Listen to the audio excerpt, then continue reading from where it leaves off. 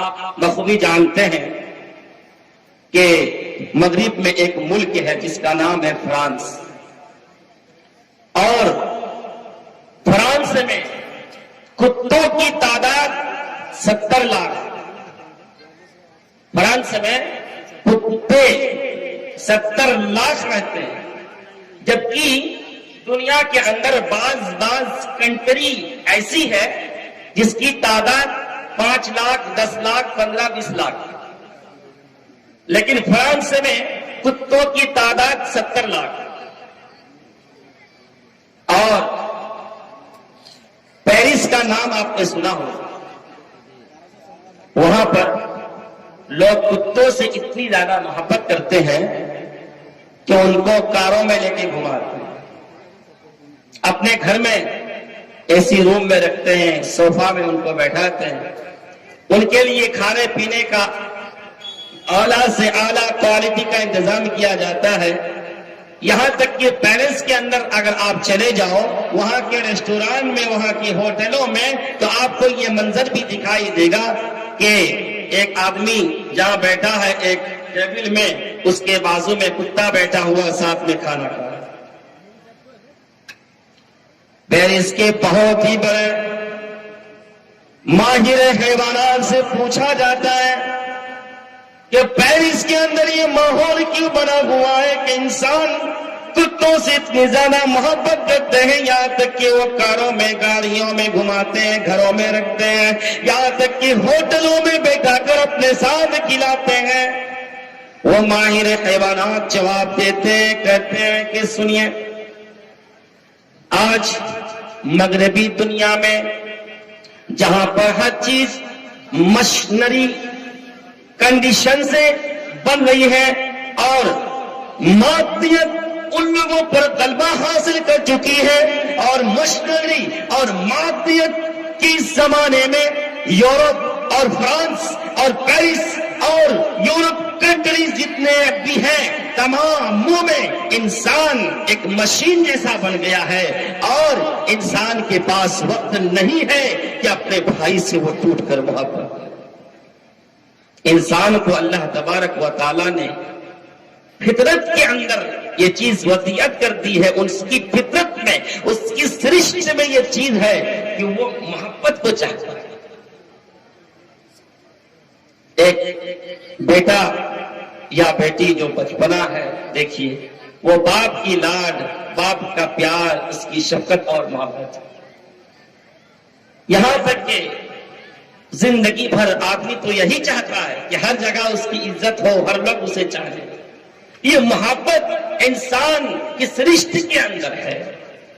لہذا جب محبت کرنے کے لیے، محبت کو بانٹنے کے لیے ان کے پاس انسان نہیں ملتے ہیں، تو انہوں نے اپنا ساتھی، اپنا ہمسفر، اپنا دوست کتوں کو بنا لیا۔ پھر کہا یہ جاتا ہے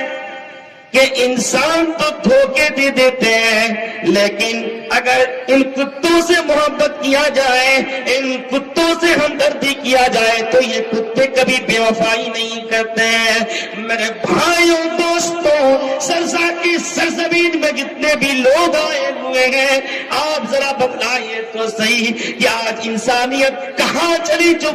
جا چکی ہے؟ انسانیت کی پستی کتنی ہے کہ ایک انسان تو کتے کو اپنا دوست بنانا گوارا کرتا ہے، لیکن انسان کو وہ دوست بنانا گوارا نہیں کر رہا ہے۔ میرے بھائیوں، جب تک ہم ایک مسلمان سے محبت نہیں کریں گے، ہم مومن نہیں ہو سکتے۔ اللہ کے نبی صلی اللہ علیہ وسلم نے حضرت ابو ہریرہ کو چند چیزوں کی وصیت دی، اور ان وصیت میں ایک جو بڑی وصیت تھی وہ یہ تھی کہ ابو ہریرہ، احب للناس ما تحبک لنفسک ما تحب لنفسک تکن مؤمنا، وفی روایت تکن مسلما۔ اے ابو ہریرہ، تم لوگوں سے محبت کرو اور اتنی ٹوٹ کر محبت کرو کہ تم جو اپنے لیے پسند کرتے ہو، اپنے مومن بھائی کے لیے تم جب تک نہ وہ چیز پسند کرو، تم مومن نہیں ہو سکتے، تم مسلمان نہیں ہو سکتے۔ اے ابو ہریرہ، اگر تم مسلمان بننا چاہتے ہو، اگر تم مومن بننا چاہتے ہو، تو تم اپنے بھائی کے لیے وہی چیز پسند کرو جو اپنے لیے پسند کرتے ہو۔ اپنے لیے ہم اعلیٰ سے اعلیٰ کھانا پسند کرتے ہیں، اور جب آپ کے بھائی کا نمبر آتا ہے تو آپ تھرڈ کلاس کا کھانا پیش کرتے ہیں۔ نہیں، اپنے لیے تو آپ جو ہے اعلیٰ سے اعلیٰ کوالٹی کا کپڑا پہننا، زیب تن کرنا پسند کرتے ہیں، اور جب اپنے بھائی کی بات آتی ہے تو پھر آپ تھرڈ کلاس کا کپڑا انہیں دے دیتے ہیں۔ نہیں، آپ کو جو پسند ہے وہ آپ کے بھائی کے لیے پسند ہونا چاہیے، اور جب تک یہ جذبہ ہمارے اندر پیدا نہیں ہوگا ہم مومن نہیں ہو سکتے۔ دوسری چیز ہے اخوت کو مضبوط کرنے کے لیے، بھائی چارہ کو مضبوط کرنے کے لیے آپسی ہمدردی، آپس میں ایک دوسرے کے درد کو ہم بانٹیں، ایک دوسرے کے درد کو ہم اپنا درد محسوس کریں۔ اللہ کے نبی کی حدیث سنیے، مسلم کی حدیث ہے، اللہ کے نبی فرماتے ہیں المسلمون کرجل واحد ان اشتکا عینہ اشتکا کلہ وان اشتکا راسہ اشتکا کلہ۔ امام بخاری نے الادب المفرد نے اس حدیث کو نقل کیا ہے۔ اللہ کے نبی فرماتے ہیں میرے بھائیو اور دوستو، اس حدیث کی روشنی میں آپ اندازہ کر سکتے ہیں کہ ایک مسلمان کو دوسرے مسلمان سے کتنی زیادہ ہمدردی ہونی چاہیے۔ اللہ کے نبی فرماتے ہیں کائنات کے اندر جتنے بھی مسلمان ہیں، جتنے بھی انسان ہیں، وہ ایک ہی آدمی کی طرح ہے، ایک ہی جسم اور ایک ہی باڈی کی طرح ہے۔ انشتکا عین ہو، جس طریقے سے آدمی کے آنکھ درد کرنے لگے، اگر آدمی کی آنکھ میں کوئی چبھن آ جائے تو پورا جسم اس چبھن کو محسوس کرتا ہے، اسی طریقے سے اگر آدمی کے سر میں درد ہو جائے تو پورا جسم اس درد کو محسوس کر رہا ہے۔ رات کا وقت ہے، 12 بج چکے ہیں اور آنکھ میں درد ہے، سو نہیں رہا، اس لیے کہ پورا جسم اس درد کو محسوس کر رہا ہے۔ سر میں درد ہے، نیند نہیں آ رہی ہے، ارے بھائی درد تو سر میں ہے، آنکھوں میں نہیں ہے، پورا بدن تھک کے چور ہو چکا ہے، لیکن سو نہیں رہا، کیوں؟ پورے جسم کا ایک ایک انگ، ایک ایک روح، ایک ایک ذرہ اس درد کو محسوس کر رہا ہے۔ اسی طریقے سے دنیا کے اندر آپ کا کوئی مسلمان، چاہے وہ افریقہ کے اندر رہتا ہو، چاہے امریکہ کے اندر رہتا ہو، چاہے برما کے اندر ہو یا چین کے اندر ہو، یا بوسنیا کے اندر یا چیچنیا کے اندر ہو، یا کشمیر کے اندر ہو، یا ایران کے اندر یا پاکستان کے اندر کیوں نہ رہتا ہو، اگر اس مسلمان کو کوئی تکلیف پہنچا رہا ہے، اگر اس پر ظلم کر رہا ہے، اگر اسے گولی سے مار دیا جا رہا ہے، اس کو زخم کیا جا رہا ہے،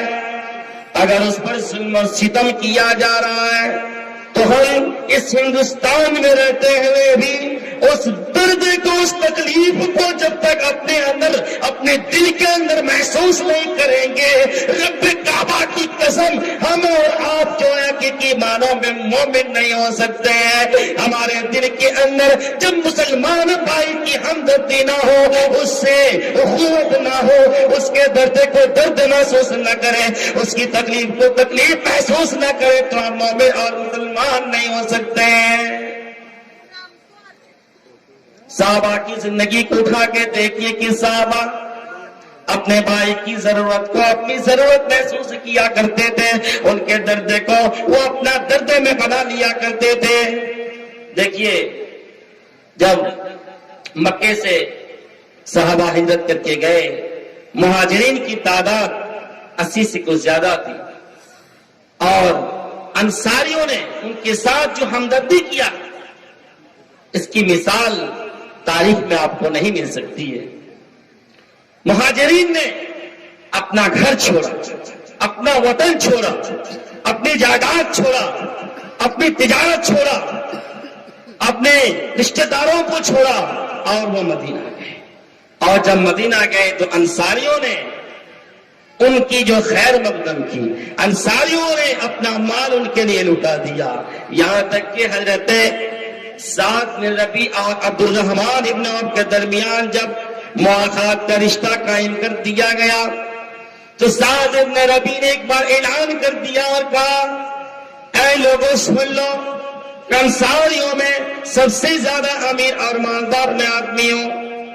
عبد الرحمن کو سامنے بلاتے ہیں اور کہتے ہیں کہ عبد الرحمن، یہ میری جتنی بھی پراپرٹی ہے، جتنی بھی دولت ہے، اسے تم آدھی آدھی کر لو، اسے تم 2 حصوں میں ڈیوائڈ کر دو، ایک حصہ اپنے لے لو اور میرے لیے ایک حصہ تم چھوڑ دو۔ اے عبد الرحمن سن لو، میری 2 بیویاں ہیں، ان 2 بیویوں کو تم دیکھ لو اور ان 2 بیویوں میں جو تمہیں پسند آ جائے، جو تمہیں بھا جائے، میں اس بیوی کو تمہاری خاطر طلاق دے دوں گا اور پھر تم اس سے نکاح کر لینا، اسے تم شادی رچا لینا۔ میرے بھائیو اور دوستو، یہ رشتہ کوئی خونی رشتہ نہیں تھا، یہ اسلامی رشتہ اور یہ دین کی بنیاد پر، ایمان کی بنیاد پر رشتہ تھا۔ اس کے باوجود حضرت سعد نے اپنی آدھی دولت اور اپنی بیوی کو بھی نچھاور کرنے کے لیے تیار ہے، اور آج ہم ہیں اور آپ ہیں کہ آپ کا خونی رشتہ یعنی آپ کا سگا بھائی ہے اور آپ کے گھر میں گلے پڑے ہوئے ہیں، آپ کے گھر میں کھانے پینے کی کمی نہیں ہے، لیکن آپ کے بھائی کے گھر میں چولہا نہیں جل رہا ہے، آپ کے بھائی کے گھر میں تکلیفیں چل رہی ہیں، ان کے گھر میں مصیبتیں چل رہی ہیں، فاقے چل رہے ہیں، اس کے باوجود آپ کے دل کے اندر کوئی درد محسوس نہیں ہو رہا ہے، آپ اس کی ہمدرد نہیں بن پا رہے ہیں۔ میرے بھائیو اور دوستو سن لو، اگر یہی کیفیت، یہی جذبہ آپ کے دل کے اندر ہے تو آپ مومن نہیں ہیں، مومن نہیں ہیں آپ۔ میرے بھائیو اور دوستو، آئیے آگے بڑھیے۔ اسلامی بھائی چارہ اگر آپ کو مضبوط کرنا ہے تو ایک دوسرے کے ہمدرد اور خیر خواہ بنے۔ خیر خواہ یعنی ہر سکھ دکھ میں آپ اس کے کام ہیں۔ مثلا آپ کا بھائی اگر بیماری کے اندر مبتلا ہو گیا، کینسر کا مریض ہے، اس کے پاس پیسہ نہیں ہے، لاک ڈاؤن کی وجہ سے پریشانی میں ہے، کورونا کی وجہ سے تنگیاں آ چکی ہیں اور کاروبار تجارت ٹھپ پڑ چکے ہیں اور ایسی پریشانی کی حالت ہے، کینسر کے علاج کے لیے، ٹریٹمنٹ کے لیے پیسہ نہیں ہے۔ اب آپ کا فرض بنتا ہے کہ آپ اس کی ہیلپ کریں، آپ اس کی مدد کریں۔ اگر آپ کے پاس نہیں ہے تو آپ اس کے لیے تگ و دو، اس کے لیے محنت کریں، ان کی پریشانیوں کو حل کرنے کی کوشش کریں، کینسر کے علاج کے لیے آپ دوب کریں، یہ بہت بڑی عبادت بھی ہے اور یہ خیر خواہی کا جذبہ ہے۔ اللہ کے نبی صلی اللہ علیہ وسلم نے پوری شریعت کو، پورے دین اسلام کو خیر خواہی سے تعبیر کیا اور کہا ہے الدین النصیحہ۔ پوری شریعت کو ایک جملے میں اللہ کے نبی صلی اللہ علیہ وسلم نے خلاصہ کے طور پر کہہ دیا کہ دین کسے کہتے ہیں، اسلام کسے کہتے ہیں، سراپا خیر خواہی کا نام اسلام۔ خیر خواہی کیسے؟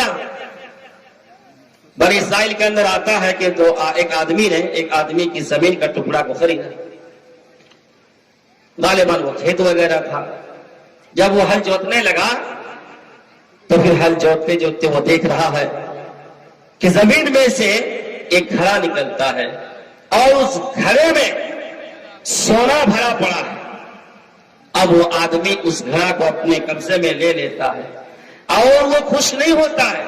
کہ چلو میں نے زمین تو لیا تھا اس سے، اور زمین لیتے ہی ابھی میں نے ہل نہیں جوتا، اس سے فائدہ نہیں اٹھایا اور ایک ایسا گھڑا ہمارے ہاتھ میں آ گیا جو سونے سے بھرا پڑا ہے۔ وہ آدمی خوش نہیں ہوتا ہے۔ ہم اور آپ ہوتے تو بہت زیادہ خوش ہوتے کہ چلو اب زندگی بھر کمانے کی کوئی ضرورت ہی نہیں ہے، اسی سونے کو بیچیں گے یا اس سے کچھ کر لیں گے، ہمارا روزی روٹی کا انتظام ہو جائے گا، ہمارا گھر چلا جائے گا۔ نہیں نہیں نہیں نہیں، اس آدمی کے دل کے اندر ایسا جذبہ نہیں۔ اس نے کہا جس سے زمین خریدا تھا اس کے پاس گیا اس گھڑا کو لے کر اور کہا کہ بھائی یہ جو گھڑا مجھے ملا ہے ہماری زمین بھی آپ ہاتھ لے لیجیے۔ اس نے بیچا تھا، اس نے کہا نہیں میں نے تو زمین آپ کو بیچ دیا، اب زمین کے اندر کیا چیز دفن ہے،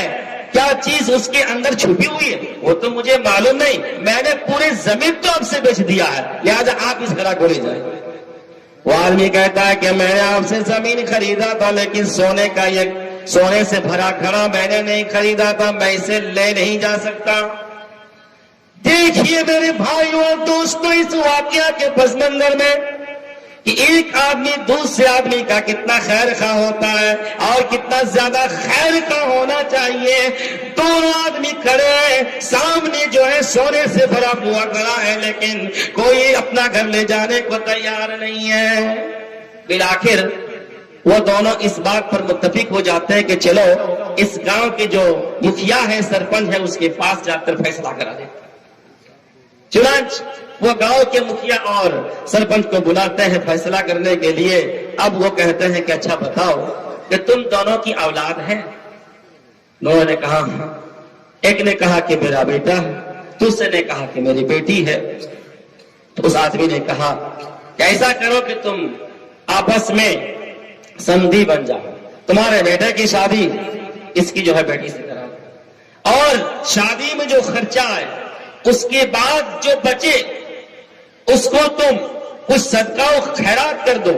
اور خود جو ہے وہ غنیمت کے فنڈ میں اسے جمع